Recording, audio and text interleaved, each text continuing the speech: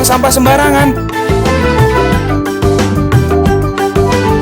Udah tahu sampah biang masalah, buang sampah pada tempatnya lah. Iya ya, kalau bukan kita siapa lagi? Ayo kita buat Jakarta jadi bersih.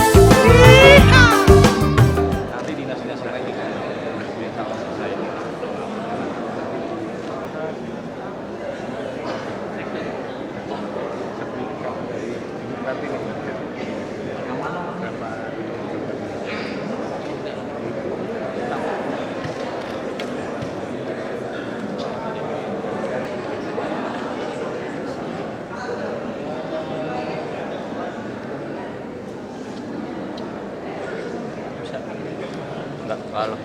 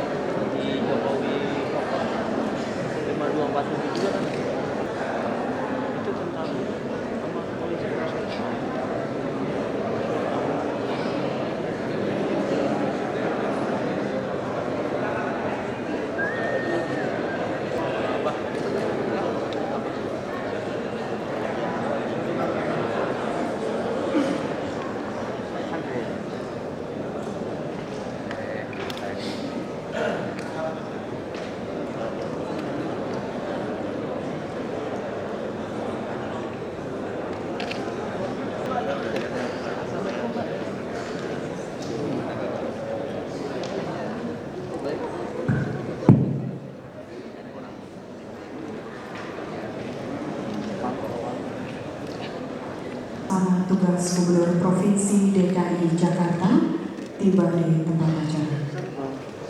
ya udah naik gimana di sini? Nanti di situ aja biar kebagian yang belakang kan aman.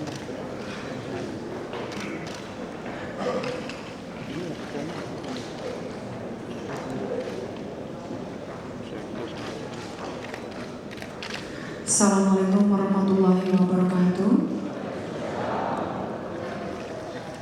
Salam sejahtera bagi kita semua. Yang terhormat pelaksana tugas Gubernur Provinsi DKI Jakarta, yang kami hormati Ketua DPRD Provinsi DKI Jakarta, yang kami hormati para anggota Forkopimda atau yang mewakili,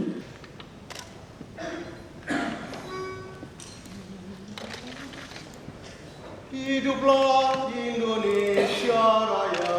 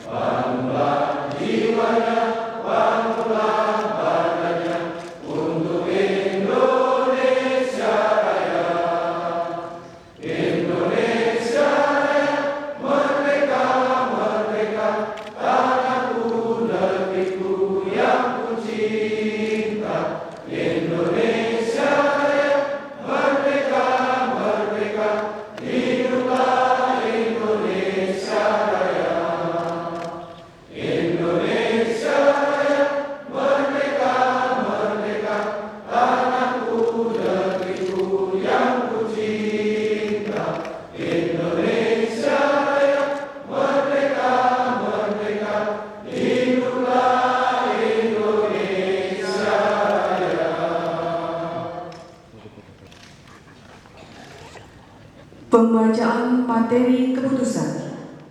Terima jabatan Sekretaris Daerah Provinsi DKI Jakarta pada hari ini Jumat, tanggal 11 Juli 2014, serta Presiden Republik Indonesia nomor 95/M tahun 2014 tentang pengangkatan dari dan dalam jabatan terhitung sejak saat pelantikan dan kepadanya diberikan tunjangan jabatan struktural eselon 1B sesuai peraturan perundang-undangan. Keputusan Presiden ini mulai berlaku pada tanggal ditetapkan di Jakarta pada tanggal 2 Juli 2014. Kepada rohaniwan dipersilakan menuju tempat.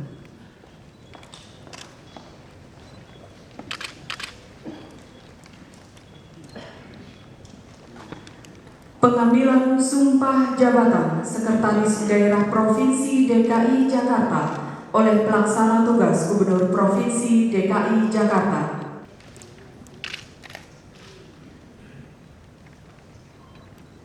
Saudara Dr. Saifullah, Master Pendidikan, sebelum saudara mengambil sumpah sebagai Sekretaris Daerah Provinsi Daerah Khusus Ibu Kota Jakarta, saya ingin bertanya, apakah saudara bersedia diambil sumpah?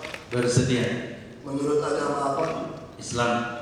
Perlu saudara ketahui bahwa sumpah ini selain disaksikan oleh para hadirin, juga disaksikan oleh Tuhan Yang Maha Esa, karena Tuhan itu Maha Mengetahui. Selanjutnya saudara mengikuti kata-kata yang saya ucapkan dengan benar dan jelas. Demi Allah saya bersumpah. Demi Allah saya bersumpah Bahwa saya untuk diangkat pada jabatan ini, baik langsung maupun tidak langsung, dengan rupa atau dari apapun juga, tidak memberi atau menyanggupi, akan memberi sesuatu kepada siapapun juga, bahwa saya akan setia dan taat kepada negara Republik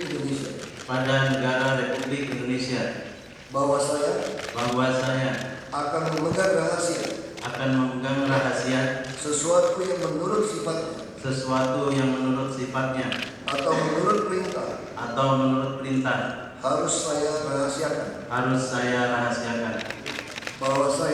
bahwa saya tidak akan menerima hadiah atau sesuatu pemberian berupa apa saja dari siapapun juga yang saya tahu atau patut dapat mengira bahwa ia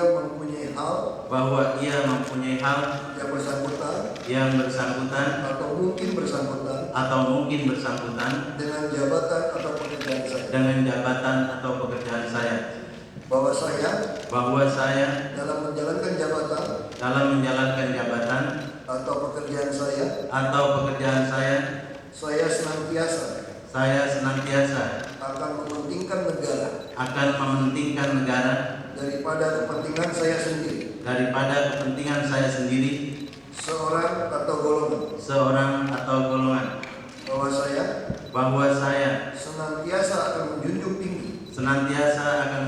tinggi kehormatan negara, pemerintah dan pegawai negeri, bahwa saya akan bekerja dengan jujur, tertib, cermat dan semangat untuk kepentingan negara.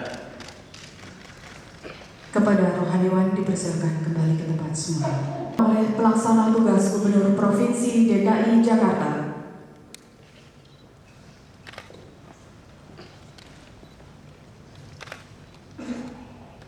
Dengan memanjatkan puji dan syukur kepada Tuhan Yang Maha Esa atas taufik dan hidayahnya, maka pada hari ini, Jumat, tanggal 11 bulan Juli tahun 2014, saya, Pelaksana Tugas Gubernur Provinsi Daerah Khusus Ibu Kota Jakarta, atas nama Presiden Republik Indonesia, dengan ini resmi melantik Saudara Dr. Saifullah, Master Pendidikan, sebagai Sekretaris daerah provinsi daerah khusus Ibu Kota Jakarta. Saya percaya bahwa saudara akan melaksanakan tugas sebaik-baiknya sesuai tanggung jawab yang diberikan.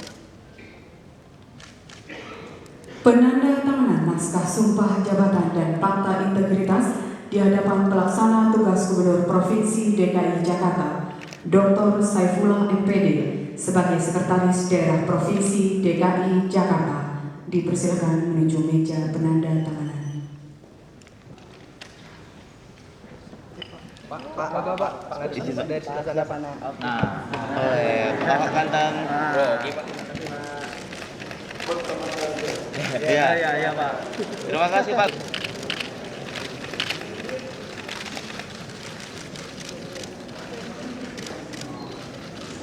Merong dikit mukanya, Pak.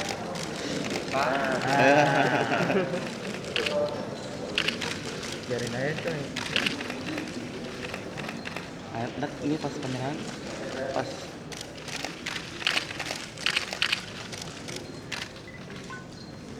Mohon untuk tetap di tempat, dilanjutkan dengan penandatanganan serah terima jabatan dari pejabat lama Bapak Insinyur Wiratmoko MT kepada pejabat baru Bapak Dr. Saifullah MPD. Dipersilakan.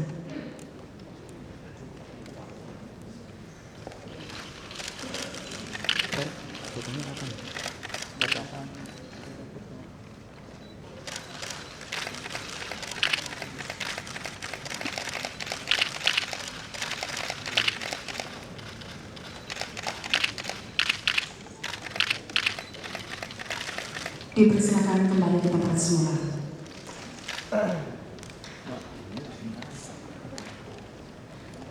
Selanjutnya sambutan pelaksana tugas Gubernur Provinsi DKI Jakarta yang kami hormati Bapak Basuki Cahayapurnama, kami persilakan. Yang saya hormati Bapak Ketua DPRD Provinsi DKI Jakarta, yang saya hormati para anggota forum koordinasi pimpinan daerah yang mewakili, yang saya hormati Sekretaris Daerah Provinsi DKI Jakarta yang baru dilantik, yang saya hormati para deputi Gubernur Provinsi DKI Jakarta, yang saya hormati para asisten sektor Provinsi Jakarta, para wali kota, para bupati dan ibu, para pejabat Pemprov DKI Jakarta dan ibu, PKK dan wanita, para ulama dan tokoh masyarakat, hadirin dan undangan. Selamat pagi, salam sejahtera bagi semua. Pertama-tama kita ucap syukur, akhirnya DKI nunggu-nunggu sekda kesampaian hari ini.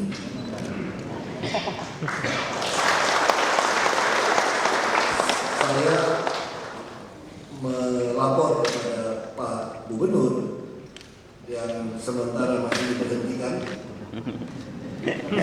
sementara pada Pak Jokowi, apakah akan menunggu Bapak pelantikannya atau saya? Kata beliau, saya saja supaya lebih cepat. Nah, ini tentu tidak mudah. Saya kira DKI kita akan melakukan perombakan yang besar-besaran. Jenjang karir di DKI juga sangat jelas. Mungkin orang bertanya-tanya, kenapa Pak Saifullah yang terpilih? Nah, sebetulnya kalau kita mau melihat hasil kemampuan, ada dua orang lagi di atas beliau, yaitu Pak Wiratmoko dan Ibu Sylvi, deputi, yang menjadi calon kuat untuk menjadi sekda terpilih. Tapi kemudian Pak Gubernur dan saya memutuskan kami ingin waktu itu mau pensiun, perpanjangan ASN 2 tahun. Kami ingin selama masa jabatan kami sampai kami selesai, itu kita bisa pilih orang yang bisa melanjutkan. Jadi kami tidak ingin di 2 tahun dan diganti sekda lagi, PRT lagi, itu terlalu lama.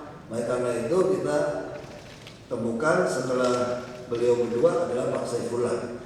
Ini kenapa saya ceritakan? Karena kami ingin sangat transparan proses seleksi.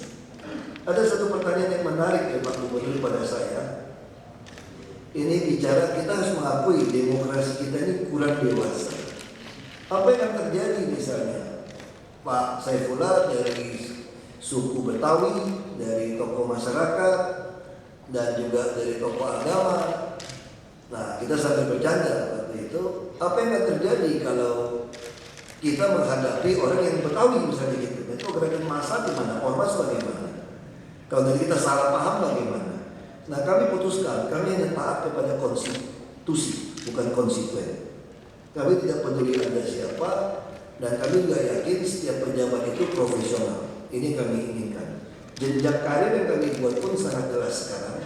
Kita ingin seluruh PNS yang diterima di DKI ini ditaruh di pelayanan terpadu satu pintu di kantor lurah dan camat. Yang mereka seolah-olah di BKO kan. Kenapa? Kalau Anda mau menjadi PNS, masih CPNS, tidak mengerti substansi melayani, lebih baik Anda jangan jadi PNS. Dan ini adalah satu kesempatan kita bisa membatalkan CPNS untuk jadi PNS. Nah kalau dia baik bagaimana?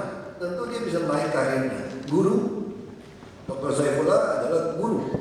Kami juga membuka kesempatan pada para guru. Mungkin sudah bosan jadi guru, sudah mau belajar lagi susah, tapi punya hati mau melayani, bisa tes untuk jabatan di PTSP atau di pengadaan barang. Karena fokus kita adalah melayani masyarakat, semua kategori dan camat. Nah ini ada satu model. Lalu kalau di tesnya bagus bagaimana? Lurah kita akan tes. Sistem lurah adalah seperti manajer di sebuah perumahan. Dia harus ngurus semua. Nanti tiap lurah tahun depan mungkin dia akan punya 40 atau 50 pegawai. Itu seperti pembantu rumah tangga yang ngurusin taman, ngurusin selokan, ngurusin sampah. Jadi jelas, bukan di bawah sudin-sudin lagi. Sudin-sudin lebih banyak diintek pengawasan untuk proyek-proyek pengadaan. Tapi wali kota menjadi supervisor dari lurah dan camat.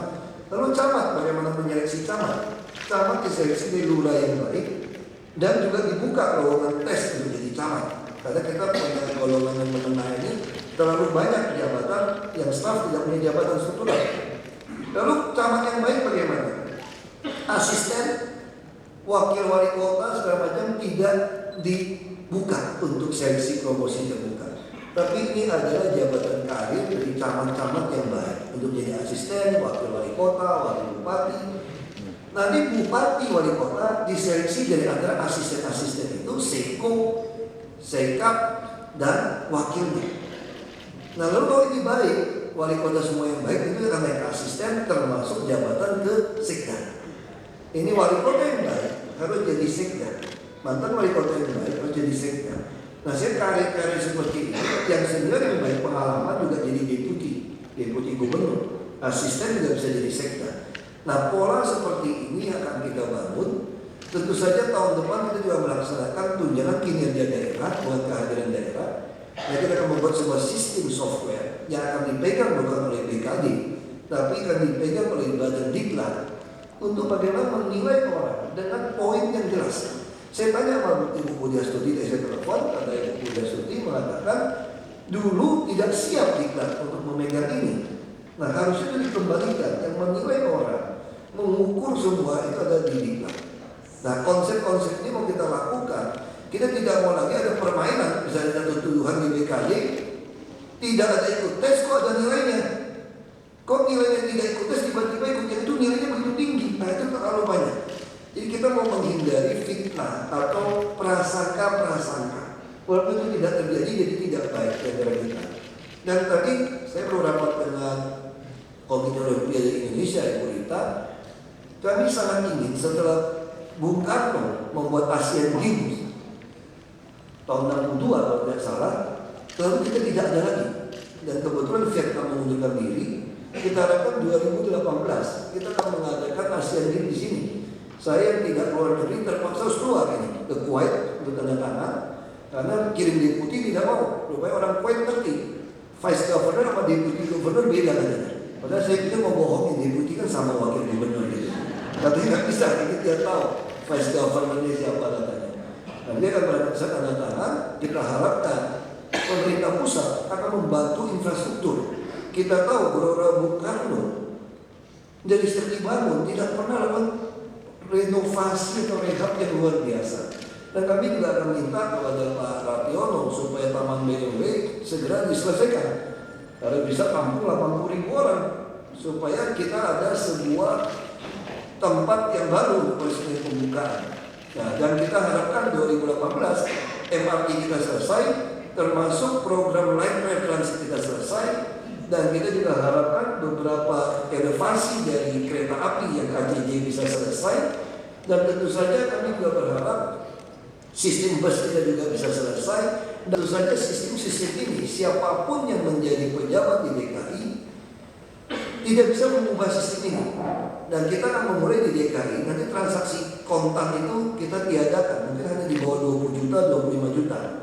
Kita juga akan memperkuat Bank DKI supaya dia bisa mencapai buku 4 seperti bank umum swasta yang lainnya. Dia mungkin butuh 30 triliun. Tentu kita harapkan anggota Dewan yang terhormat bisa mendukung.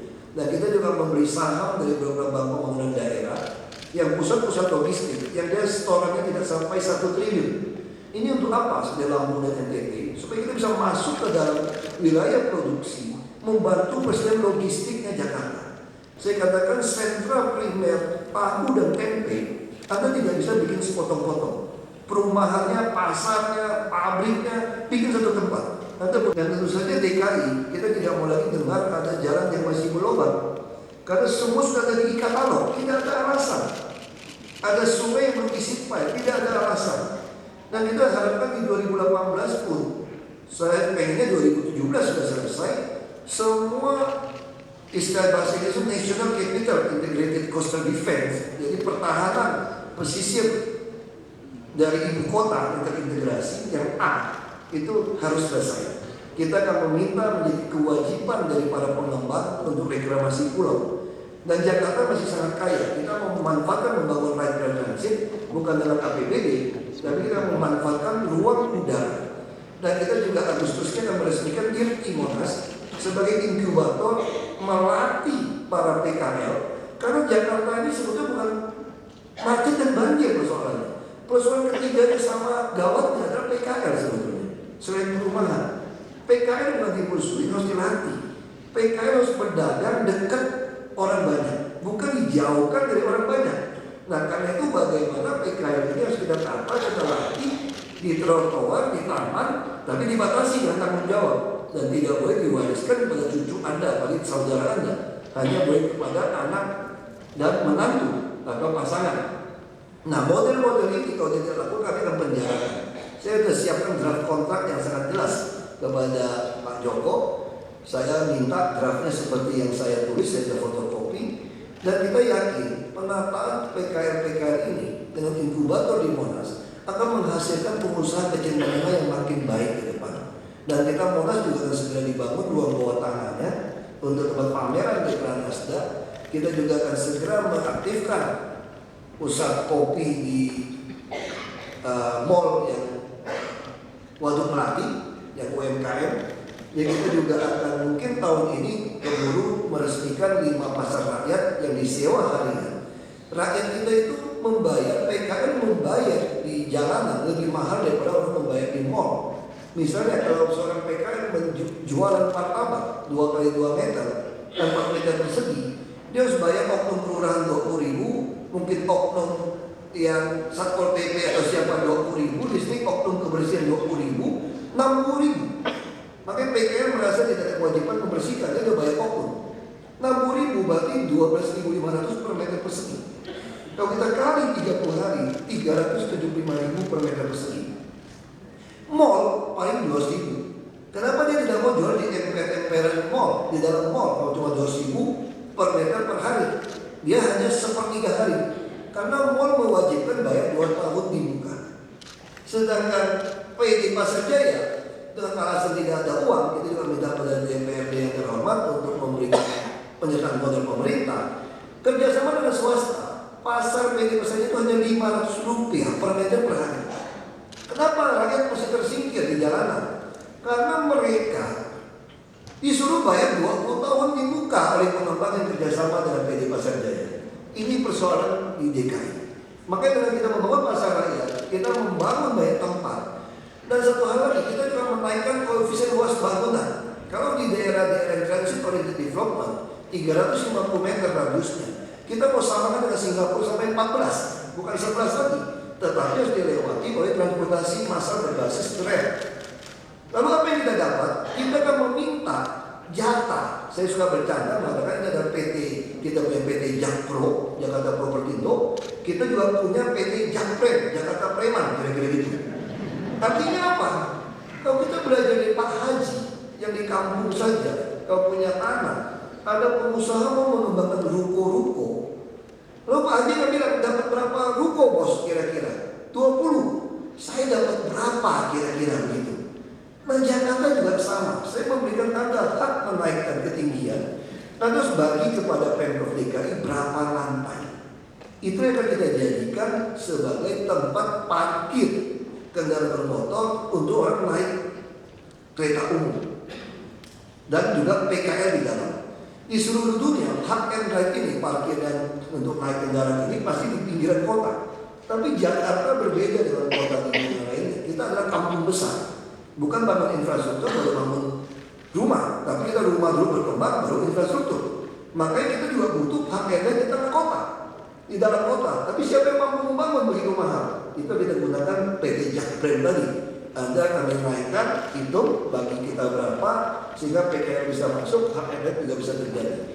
Dan tentu kita harapkan 2016, Januari 2015, PT Transportasi Jakarta akan beroperasi penuh. 2016 sudah tidak ada lagi kendaraan umum yang ngetem, karena semua akan dibayar rupiah per kilometer.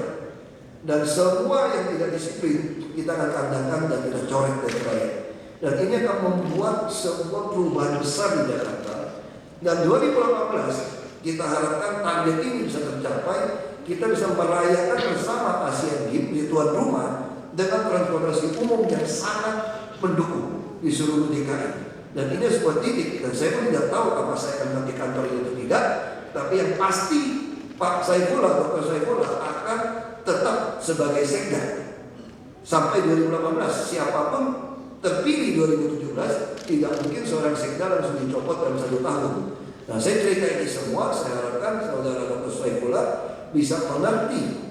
Karena saya orang politik, saya tidak tahu saya bisa berdiri di sini berapa hari lagi, berapa bulan. Politik tidak jelas. Bisa saja ada ormas yang tidak setuju kan di demo kan masalah. Kita dalam politik semua hal bisa terjadi.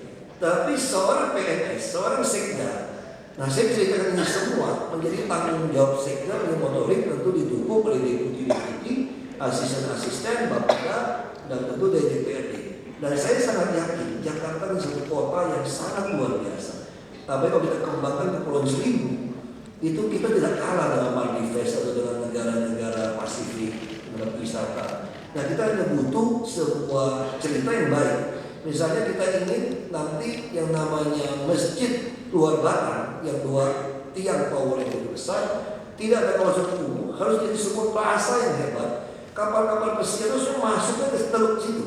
Dan untuk Pulau Seribu juga dari sana, sehingga bisa jalan kaki, museum bahari, masuk versi Galangan, bisa masuk ke dalam jembatan Kota Intan, sudah langsung sebuah komplek terpadu. Nah ini konsep-konsep seperti ini yang harus dimiliki. Dan tentu saja saya berharap bisa terus dengan Pak Saifullah, tapi kalau tidak pun beliau lah yang akan meneruskan ini menjadi motor. Dan tentu sekali lagi PNS di DKI tidak ada lagi pintar goblok penghasilan sama. Sistem yang akan dibuat kalau Anda tidak baik, kita hanya ada men-staffkan Anda. Tidak ada lagi eselon 1, 2, 3, 2, 3, 4. Kalau tidak baik, dicarikan posisi eselon yang sama, tidak ada lagi. Kalau Anda tidak berkinerja, maka Anda langsung jadi staf biasa saja. Sampai Anda bertobat mau memperbaiki diri. Kira-kira seperti itu. Jadi, itu betul. Dan tidak ada lagi tunjangan kendaraan. Ada yang dapat, ada yang tidak dapat. Mesti menyokong, belum. Eselon 4 kita kasih mentahnya aja 4 juta. Eselon 3 kita kasih mentahnya aja 7 juta. Yang 2 kita kasih 9,7 juta. Anda beli sendiri. Misalnya kayak Pak Akbar, Pak Adi Baso suka naik kereta api. Untuk apa deh Toyota Corolla artis di garasi rumah? Nggak jadi duit. Lebih baik dapat 9,75 juta. Dan kami pun hitungan kasar akan hemat 250 miliar. Daripada kami beli kendaraan. Jadi sama-sama untung saudara kita beli. Kendaraan operasional tidak perlu kita beli lagi. Semua kita rental saja sebagai swasta.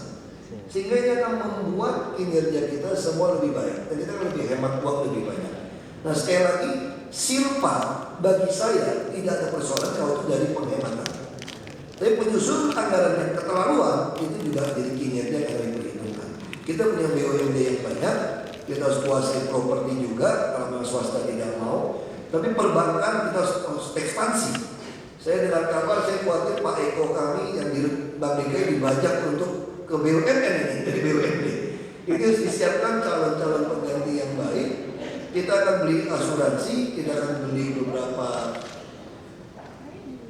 termasuk sekuritas. Ini penting untuk DKI miliki supaya menjadi penyeimbang, termasuk hotel-hotel, restoran, supaya pemain yang swasta tidak bisa menipu kita dengan pajak-pajak online-nya. Karena kita punya pembanding apel dengan apel, jadi ini sangat akan mempermudah kita. Dan tentu saja kita tidak akan pernah mentoleransi pemakaian narkoba di tempat-tempat hiburan. Sekalipun PAD akan turun, kita tidak peduli. Lebih baik kita selamatkan jiwa-jiwa orang Jakarta atau luar Jakarta daripada ada narkoba. Jadi terima kasih pada kepolisian, khususnya dari Pak Komjen Suhadi Alius, yang sangat komitmen mendukung saya untuk mencabut izin-izin ini, membatalkan izin-izin operasional ini. Dan saya terima kasih juga pada Forum Koordinasi Pimpinan Daerah dari TNI, dari kita punya hubungan sangat baik. Kita bisa tukar-tukar BBM, kita bisa ngomong. Ini satu hal yang saya kira sangat kondusif, sangat baik. Kita juga akan meluncurkan safety pin dengan United Nations Women. Kita tidak mau lagi dengar ada perempuan atau anak kecil diperkosa, ada pelecehan seksual di tempat umum atau di tempat-tempat yang dia ragu. Maka kita sudah mengirimkan tanda safety pin, sehingga Satpol PP kami dengan aparat itu akan memonitor wilayah mana yang tidak aman. Kita akan selidiki kenapa. Kalau memang ada yang tidak beres, ya kita bina. Saya ditanya dari penggiat HAM, bagaimana pandangan hak asasi manusia saya jawabnya sangat sederhana. Kalau demi untuk 10 juta orang DKI hidup, ada 1000 yang akan menghabiskan merusak 10 juta, saya akan perintahkan habisi yang 1000. Ini pandangan HAM saya. Jadi DKI akan sangat tegas. Ya, tidak ada pelanggaran HAM kalau ada 1000 orang akan mengganggu 10 juta orang dan Anda tidak mau dibina, kami akan binasakan Anda. Inilah aturan hukum. Itulah keadilan. Nah, ini penegakan hukum. Kalau kita beli nyaman di Jakarta, Anda tidak ada pilihan, harus tertib. Kalau tertib, penegakan hukum. Penegakan hukum berarti menyandang pedang. Itu di keadilan, ditutup matanya, nyandang pedang, itu cantik, pegang timbangan. Dan sekali lagi kita harapkan Saudara Dr. Saifullah berpegang pada konstitusi, bukan berpegang kepada teman atau ini klik atau ini golongannya. Dan kami 21 bulan di sini telah membuktikan itu. Tidak ada satupun orang partai yang kami bawa atau siapapun di daerah kami yang kami bawa untuk mengisi jabatan di DKI. Saya kira ini keberanian kami untuk sampaikan semua. Dan kita sekali lagi, Jakarta harus jadi model untuk transformasi Indonesia.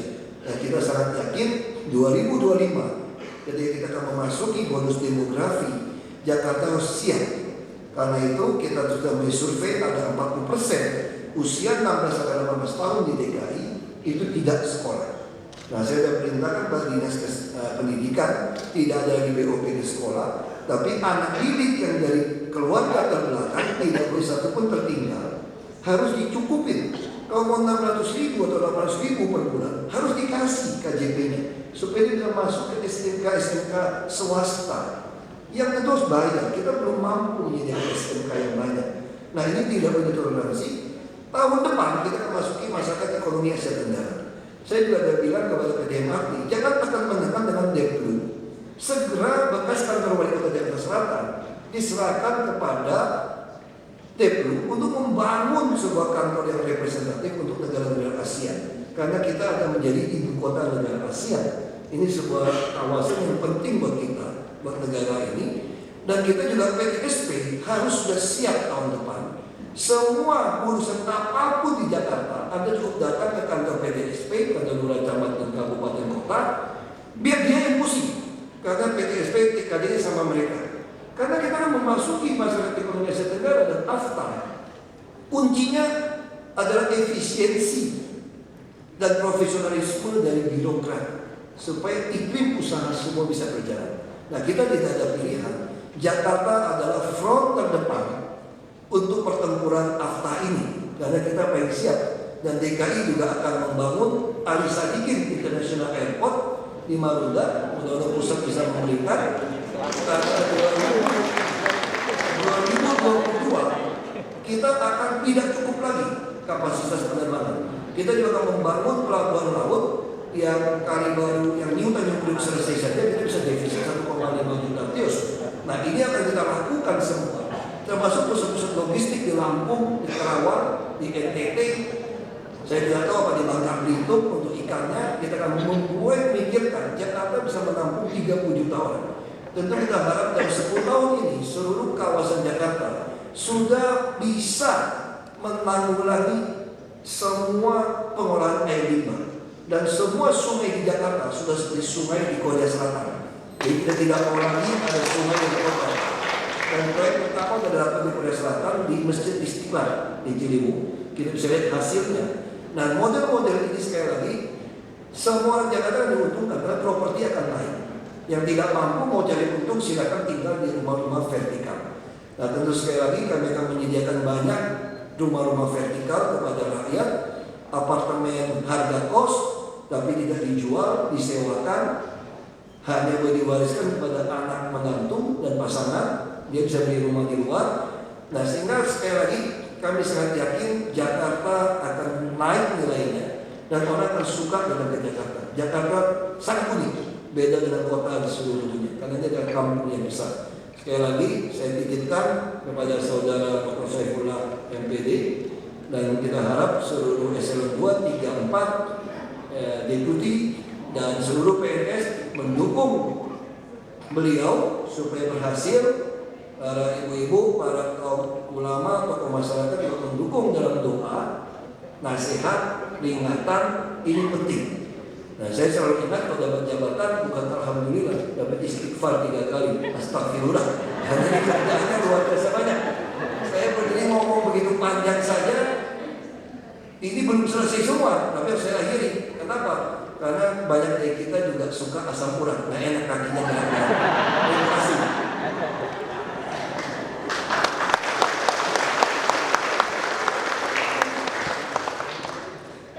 Selanjutnya pembacaan doa.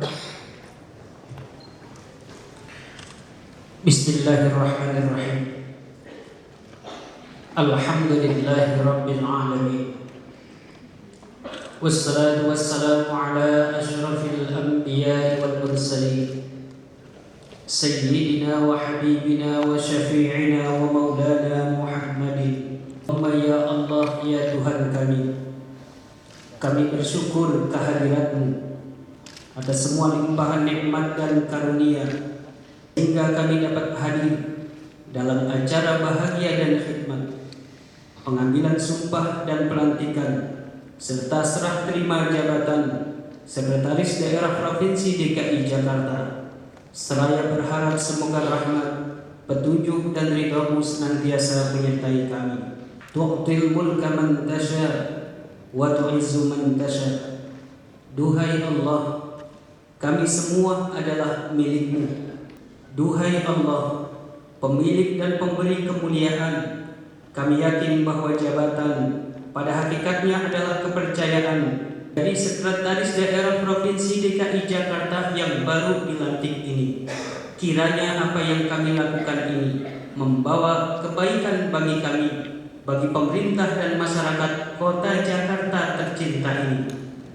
Dalam upaya mewujudkan Jakarta baru, Jakarta maju, bimbingan dan pertolongan-Mu, jadikan kami pemimpin-pemimpin yang taat kepada-Mu, pemimpin-pemimpin yang penuh kasih kepada sesama. Allah yang maha menatap, maha mendengar dan maha pengampun. Di bulan Ramadan yang Engkau kabulkan segala doa, Engkau ampuni segala dosa.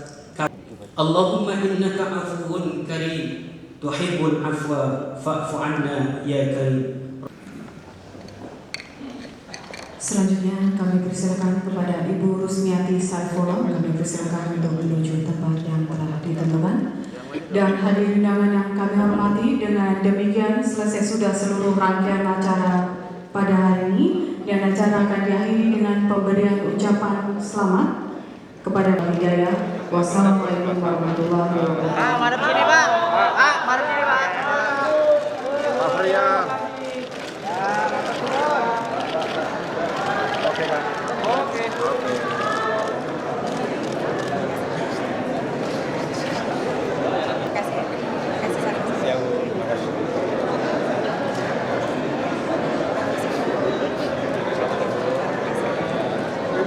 Bunda. Bunda izin sini. Iya.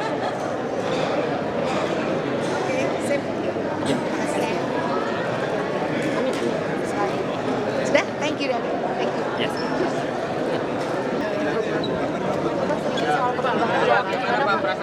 ERP kita akan uji coba mungkin di akhir Juli atau pertengahan Juli ini. Kita udah mulai kembalikan 50, kita akan tes. Nanti berapa tangkapannya gitu.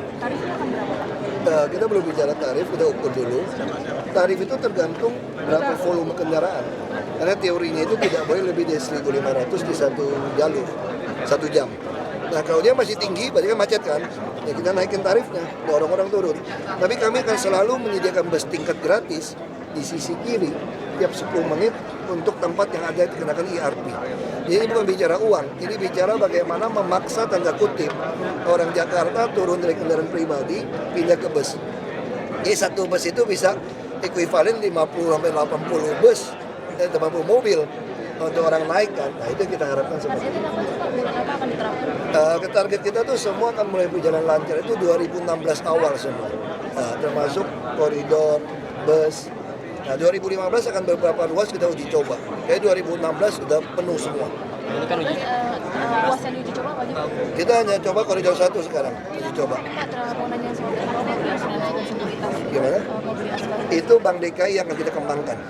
Jadi kita pengen Bank DKI ini kelasnya udah seperti Bank BCA atau Bank BNI. Nah dia butuh setoran modal 30 triliun.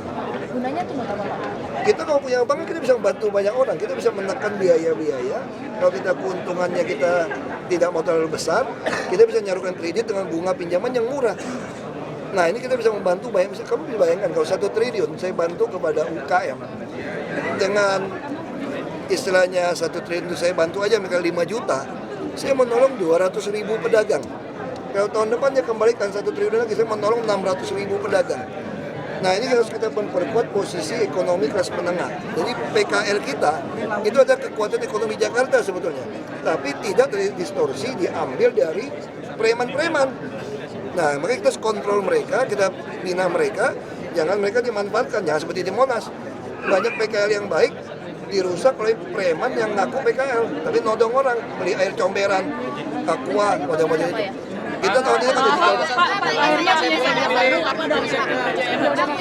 Yang tadi saya sudah sampaikan, sistem-sistem penilaian yang fair, sistem-sistem angka-angka tadi, SKPD, sistem tunjangan, TKD, nah itu semua kita mau lakukan. Karena memang dia hasil tesnya dia paling mudah juga. Jadi kita tidak ingin, kami kan selesai 2017, kami tidak ingin memilih sekda yang baru naik, sudah pensiun harus diperpanjang. Karena komitmen dari Pak Jokowi dan saya adalah kita tidak ingin lagi memperpanjang pensiun orang sebetulnya. Supaya urutan kacangnya naik kan, kalau nggak kan kasihan nih. Tapi begitu ASN kan tambah 2 tahun. 2 tahun juga masih, maka kita putuskan tidak Bu Sylvi, tidak Pak Moko, tapi adalah Pak Saifullah yang di urutan hasil surveinya itu. Pak, terkait pejabat eselon 2 lain yang rencananya akan diganti juga. Nanti tunggu sekda baru kita akan diskusikan. Kita mungkin akan segera buat surat kepada Mendagri untuk menstafkan beberapa eselon 2 misalnya yang tidak berkinerja baik. Siapa, Pak? Siapa tuh, Pak? Nanti kita tanya. Artinya sudah ada kandidat yang sudah dipilih untuk Ya kira-kira sudah ada. Ya. Ayo. Pak, sudah ada persiapan kah Pak? Ini kan kemungkinan Bapak bisa jadi gubernur, tapi sudah ada persiapan kah Pak? Saya mah jadi presiden siap kok.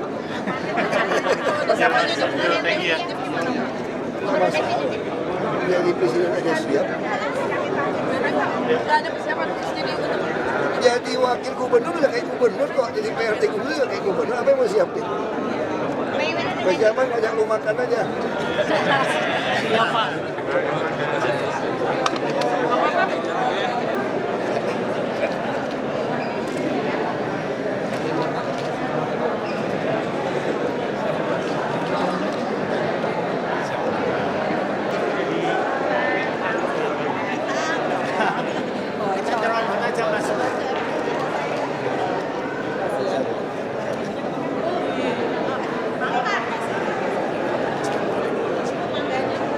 Sekda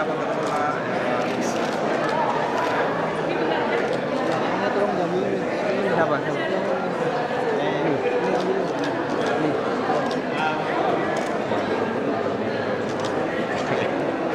Udah.